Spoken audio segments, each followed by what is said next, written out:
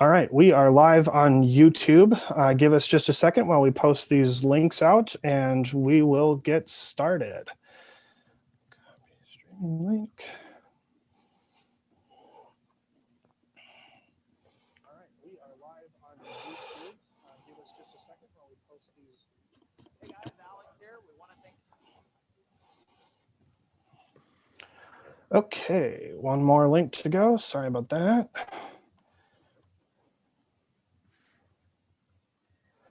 Okay, here we go. All right, Andy. I'll throw it over to you first. Hope you're doing well.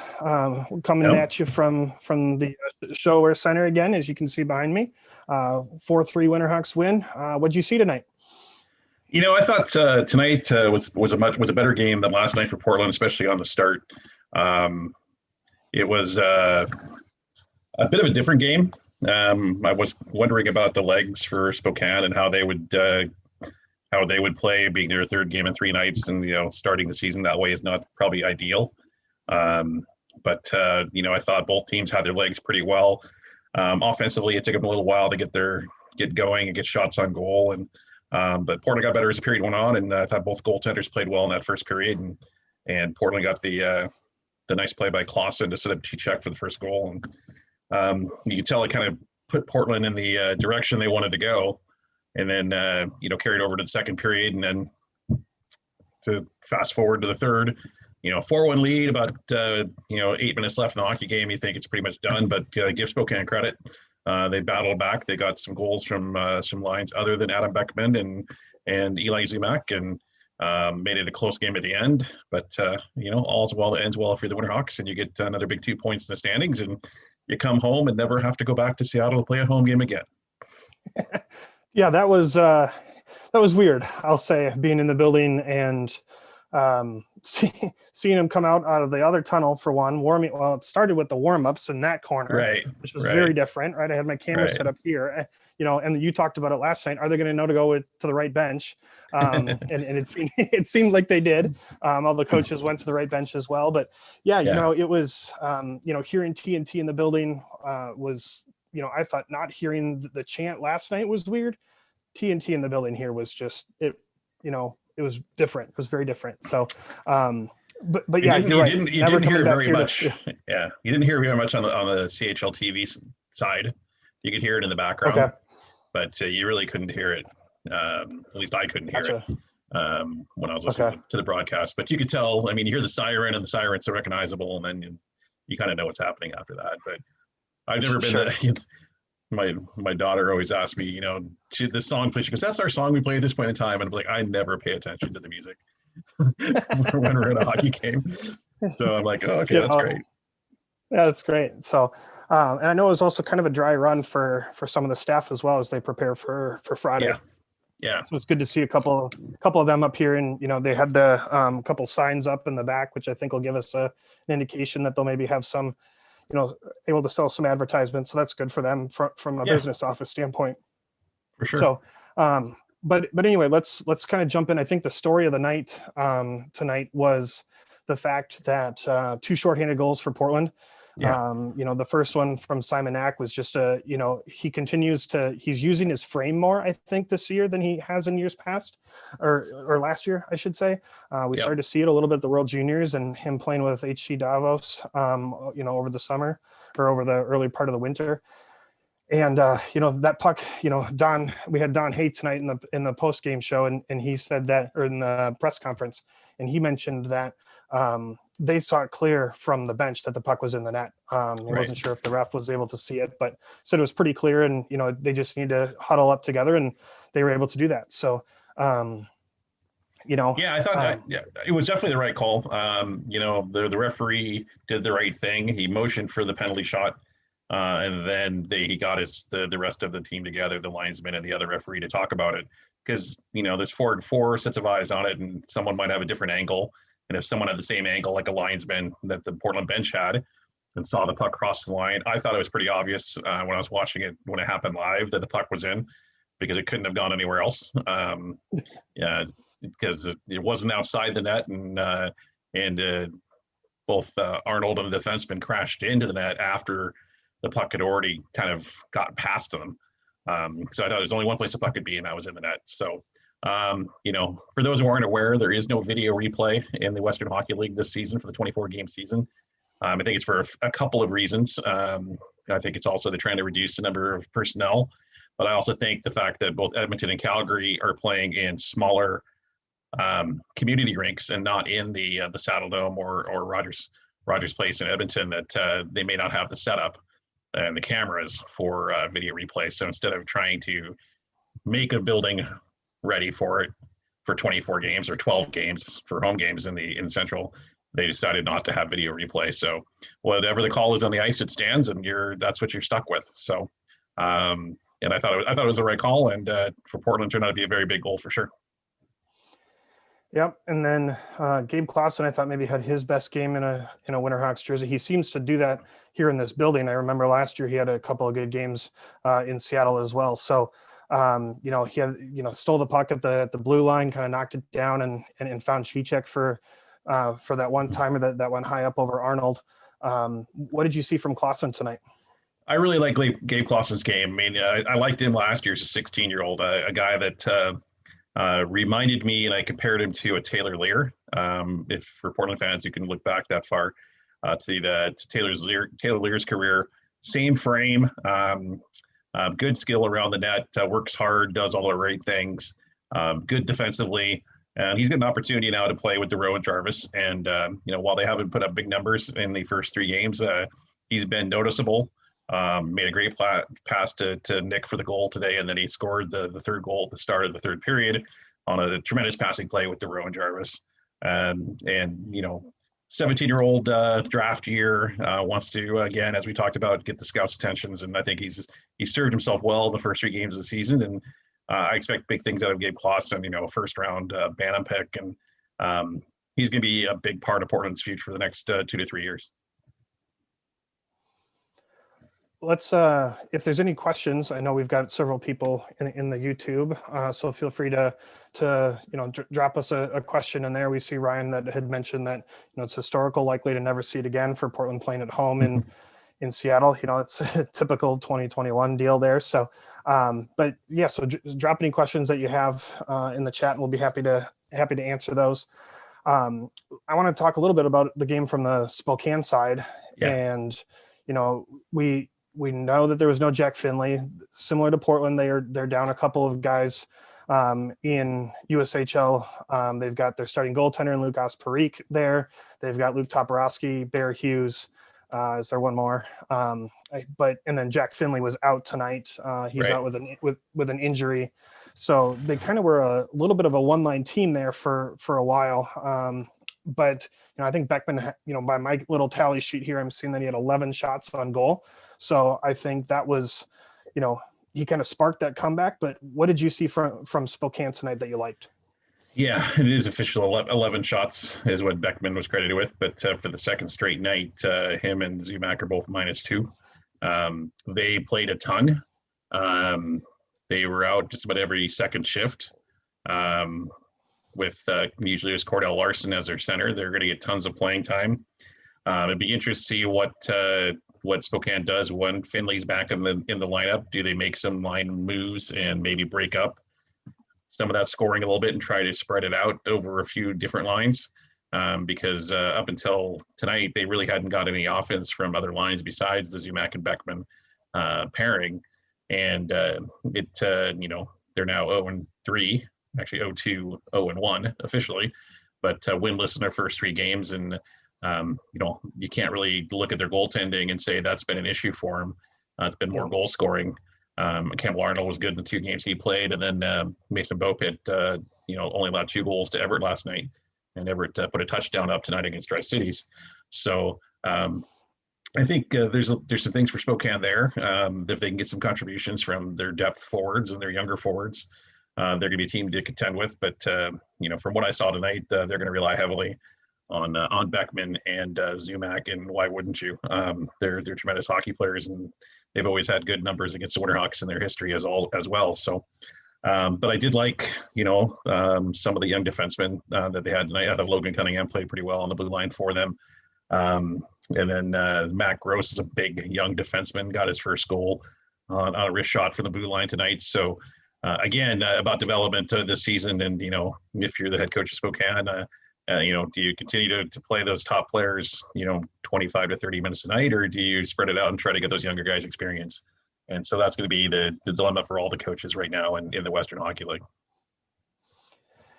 Yeah, and kind of speaking on the back end, Leduc took that penalty, at the third period there, with 2:48 left, and Yep. defense is on, and I think that really helped Portland ice the game away there. I asked Rhys Newkirk about that in his press conference, and he said that the goal was just to get the puck down low and start kind of making them frustrated and have them kind of start to panic, and Right. they did that. And for Spokane, you're probably not super thrilled that it's your overage defenseman that takes that penalty, as opposed to one of the younger guys. But so from a Spokane perspective, I think there's some things to like. That wrist shot from Adam Beckman is definitely going to be something you'll be seeing in the NHL. My goodness, that was a shot. Yeah. So it's an NHL shot for sure. It's an NHL shot. So got another question from YouTube here, so keep firing those if you got them. Brock Gould with his first win since February 28th, it says, which was a 6-2 win for Moose Jaw over Swift Current. How'd he look tonight? Andy, I'll let you take that one. I thought Brock looked pretty good tonight, actually. There's probably the gross goal, I think, is probably one he'd probably look in video and say he might want back, but the Beckman shot was a good shot with a screen. And then the third goal was an absolutely beautiful passing play for Jacobson to finish. So you can't complain too much. Your first start of the year, and you stop, I think, 30 of 33 to get the victory. So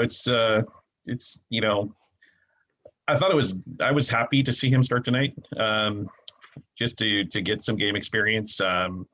Very easily Mike Johnston could have gone with Dante Januzzi after 2 strong outings, but he wants to give Brock an opportunity to play. And next weekend there's another 3-3 situation. Although this was 3-4 this weekend, I would expect maybe to see a similar rotation with Dante getting 2 games and Brock getting a game next weekend. But all things considered, 30 of 33 on the night are good numbers. He made some good saves. He stopped Beckman a number of times in tight. He stopped 10 shots from Adam Beckman, if you want to look at it that way, because he had 11 shots tonight and scored 1 goal. So all things considered, I think a successful debut for Brock Gould, and good to see him get the victory. I know that his numbers weren't what he wanted them to be with Moose Jaw last year on a struggling hockey team, and it was good probably for him and his confidence to get the victory tonight and get that bus ride back to Portland with a win under his belt. One of the things that I don't know if many fans know, and maybe you can touch on this. I heard this for the first time, maybe, a year and a half ago, when I started going to more road games, is when there's a team that when you're on the road, when you leave, that bus honks twice if you get 2 points. Yes. Is that accurate? Yes, absolutely. That is absolutely accurate. Yeah. So 2 honks as you're backing out of the loading area where the bus leaves. That is tradition. So it's usually if the bus driver starts backing out and he doesn't lay on the horn twice, there's usually some comments for the back of the bus, hey, let's give her 2 honks and those kind of things. So that is very, very much tradition. I don't know if they do it after home games, because it's the bus leaving tonight after home game. I'm assuming you're going to do 2 honks, even though it was a home game, but you're still leaving another building, but very much tradition. Yeah. And the significance of the 2 points or the 2 honks is for the 2 points, right? So absolutely, exactly what it means. Yep. So I got a question from somebody last year when I brought this up, and they said, well, what happens if you win in overtime and you take 1 point? You go 1 point ahead of them. Do you still honk twice? Oh, absolutely. It's still 2 points in your column. So just because they got one of theirs doesn't take 2 out of yours. So sure. Yeah. So it looks like we've got our guy Brandon jumping in the YouTube here. So he says, do we have to let him in? No, he's just commenting. He's asking questions. Okay. All right. No, we're not letting him in. No, we're letting him in video. No. You snooze, you lose. Yeah, he's you got to still show up lost on in the time. hallway. Right? He's still lost in the hallway at the showwear center. He can't get out. Yeah, I don't think he ever got home last night. Yeah. So he's asking a little bit about Beckman. Let's see. Since you watched live, would you say that that is accurate? When was the last time you saw a WHL player get so many of his team shots? You know, we kind of did touch on it a little bit. I think when you play half the game, it helps. And, I think Portland had an opportunity to, they knew that was going to happen.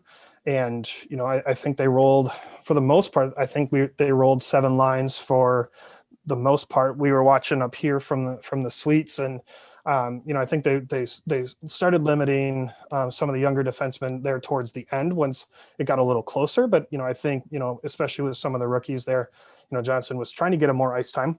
Right. But Beckman's gonna when that goal goes in, then they start that snowball starts going. That bench got short real quick. Right. Yeah, it does, and it's trying to manage that, and that's one thing that's if the head coach and the assistant coach as well, because on the bench usually Kyle Gustin is also calling out the defense pairs of who's coming out on the ice and managing those shifts. But when you're kind of off with only 11 forwards, it makes it a bit different. But it's I thought tonight both teams managed the bench pretty well, and you talk about Beckman and his ice time, and there were times I noticed on his shifts where his line mates started to change and the puck was in the offensive zone and he continued in and stayed out longer than what his line mates were staying out. And I don't know if that's a directive from the coach or if that's just him knowing his own stamina level and making a little longer shift out of it. But it's going to be easier to see just how much ice time he gets. Portland only plays Spokane 4 more times in the rest of the season, 2 in Spokane and then 2 back in Portland. So it's the only team they only play 5 times here. So we're not going to get to see him as much, but it's going to be a battle for sure every time they match up. Yeah, and he's probably the best forward they're going to go against in the U.S. division. No offense to Gage Gonsalves or Cole Fonstad, but because those two might have something to say next Friday, right? Like you said, they put up a touchdown against Tri-City. So let's maybe kind of look ahead to Friday night, first home game in the VMC. I think you'll make your first appearance at a live game, right, in over a year. Is that right? That is correct. This is the first home opener I've missed, and I'm putting an asterisk next to that one. But looking forward to being back in the arena in some capacity on Friday night when the Hawks take on the Silvertips. So it's been too long. So I need my shout out to grace the VMC once again. So it's going to be fun. Yeah, it is. And, Everett had, what, 2 shutouts now back to back. Did you see who started for him? Did Wolf get another one? Yeah, it was. Yeah. Of course, you got another one, right? Like, I think there was so many. Brandon Rivers. Speaking of him, he put out an article on Wolf and how he's climbing up the charts there, and I think there was a lot of people when Carter Hart was doing his thing. It was like, we're never going to see this again. Well, it's like, well, no, the next guys might do the same thing, right? Like they never had a drop off. And, if I can steal a Chad reference and make a football reference here, the Packers go from Brett Favre to Aaron Rodgers, right? With no gap. And, the Silvertips now go from from Hart to Wolf. So not a bad deal if you're a Silvertips fan. No, you got to give the Everett Silvertips credit. They've found goaltenders. Even before that, you go back to Leland Irving and I can't think of Michael Wall. Their first couple of years when they were in the league, and Irving, and then it's kind of snowballed. They've always seemed to have one of the elite goaltenders in the league in their lineup, and from the Kevin Costine days and the defense first, and they still kind of do play that, not as much as they did in the past. It led to good goaltending numbers there as well, but Dustin Wolf has shown that he is the best goaltender in the Western Hockey League, and he's got the award for it, more than one. So I'm really looking forward to the battle on Friday night and what Portland can do against Everett, and see if they're able to generate offense and create chances, and then see if Wolf is able to withstand that pressure or not. There is one more game, I think, this midweek with Everett and Tri-Cities back in Everett, I believe a Tuesday or Wednesday night. So Everett will play once more before they come to Portland next Friday. But I'm looking forward to it. I think it's it's not as big a rivalry as it is with the Thunderbirds, but it's a rivalry nonetheless. And the two teams, and I think Everett's got that in the back of the mind that they lost to Scotty Monroe by a point last year, and wanted to see how the last 6 games of the season went before the playoffs started. But it all ends, and at some point, so I'm looking forward to Friday night for sure. Yeah, it'll be good. As we start to wrap up here, just want to give a quick thank you to our sponsor, Jay Rallison Cellars. Mm-hmm. I mentioned this last night. He's been huge in that winery, supporting us at PNW Hockey Talk and me over the last 3 years. So shout out to him. You can visit him at jrallistoncellars.com. He's out in Sherwood. For any of our friends that are west there, mention PNW Hockey Talk or the Winterhawks, and you'll get 2-for-1 tasting. So thank you to him. As I kind of sign off here, I've got the drive back to Portland, so we're going to kind of cut it short a little bit tonight. But actually, before we do, I do want to go back to last night. You asked about the top 2 scorers. Have the top 2 scorers ever returned for the second season? We talked about Leipzig and Patan, but you also asked if there was from 2 separate teams.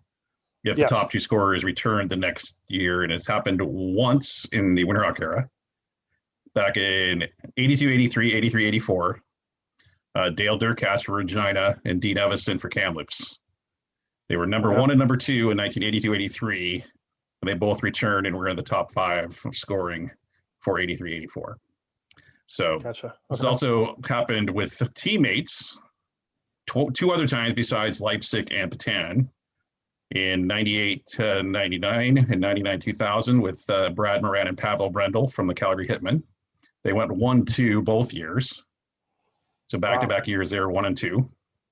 And back in 77, 78 and 78, 79, Brian Propp and Ray Allison of the Brandon Wheat Kings, 1 and 2 both years. So there you go. You never cease to amaze me, Andy. It's you got the stats, so you can find the stats. So and I saw you had an interaction with Jeffrey. I can't remember his last name. Jeffrey Brando. Jeffrey Brando. Do you want to kind of clarify and talk a little bit about that really quick and kind of in case people saw that exchange? Yeah, Jeffrey Brando is he's in Ontario, I believe, and he is a stats guy too. And he has stats for all 3 leagues. He has stats that probably surpass some of the ones I have. And he posted a tweet after last night's game that it was a 2000th win in Winterhawk or in the Portland franchise history.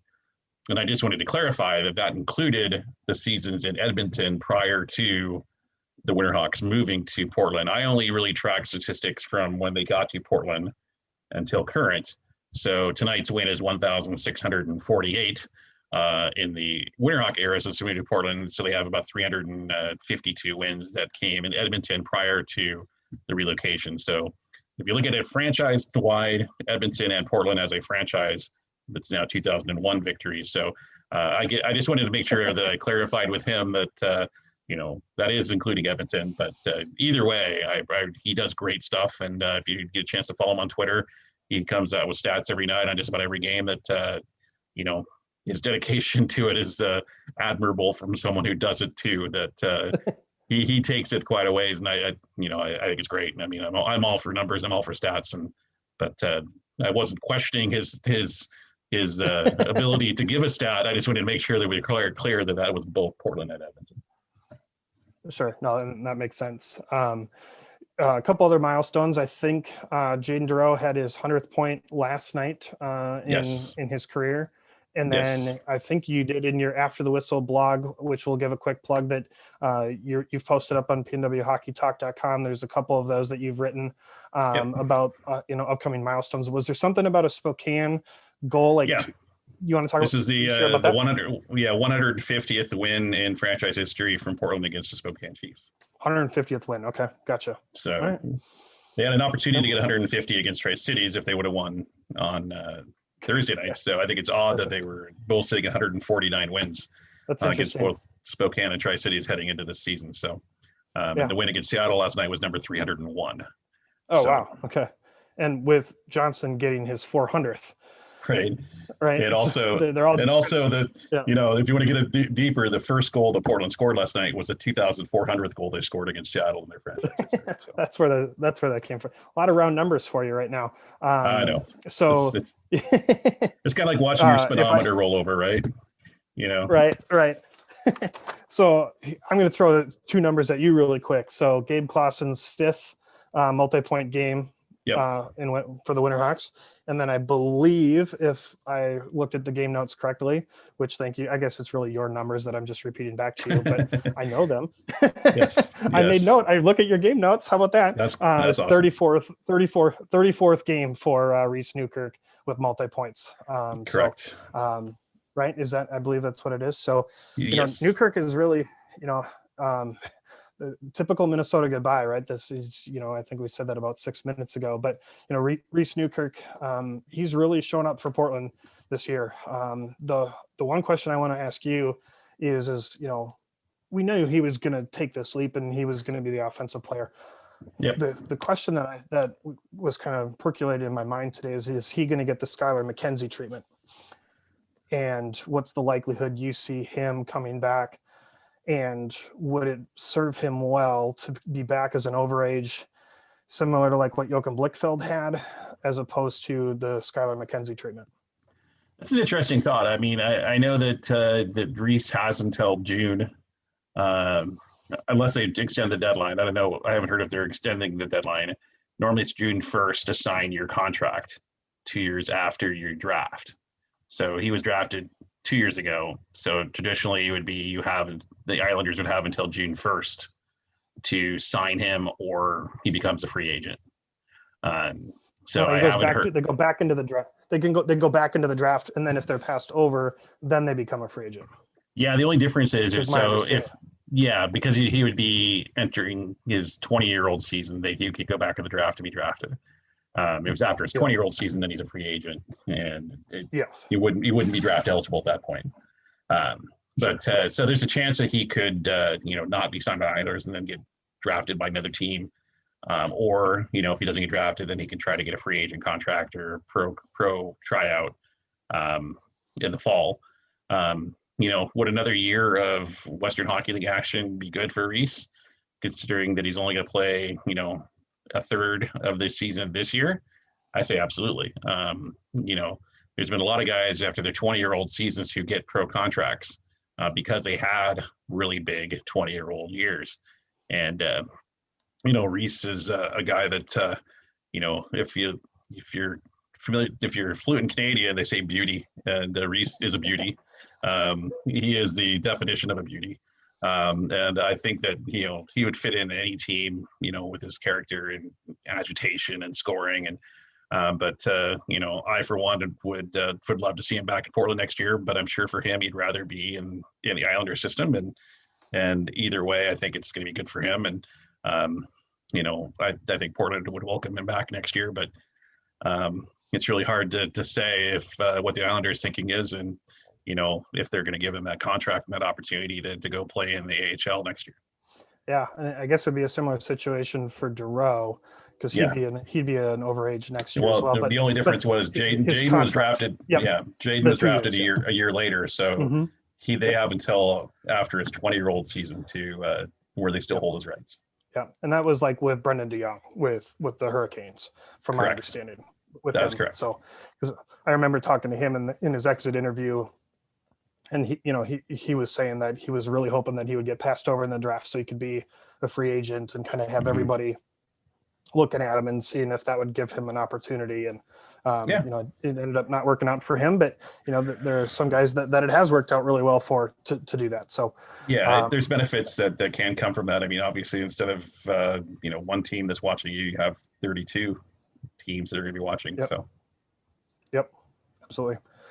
Okay, well, I'm going to sign us off from here, Andy. All right. I appreciate you joining us, and I look forward to seeing you on Friday. Socially distanced, of course. Socially distanced with these masks, right? Yes. Which So, I'll be able to wave at you from across the VMC or something like that. But thanks for all the fans who tuned in either last night or tonight. We'll do this again, hopefully on Friday night. We'll have to see what the setup is. We don't quite know that yet, but if we can, we will. We love being able to doing this, hanging out. We will post everything on the PNW Hockey Talk. We got quotes from Don Hay tonight, Rhys Newkirk, and I got a phone call from Spokane's head coach. So we got quotes from both sides. So we'll get that recap up depending upon what time I get home. It'll either be tonight or it'll be tomorrow morning. We'll see how tired I am by the time I get back off right. I-5. So drive safe, bud. Yep. All right. Thanks. All right. Thanks everyone for tuning in. Have a good rest of your night. See y'all.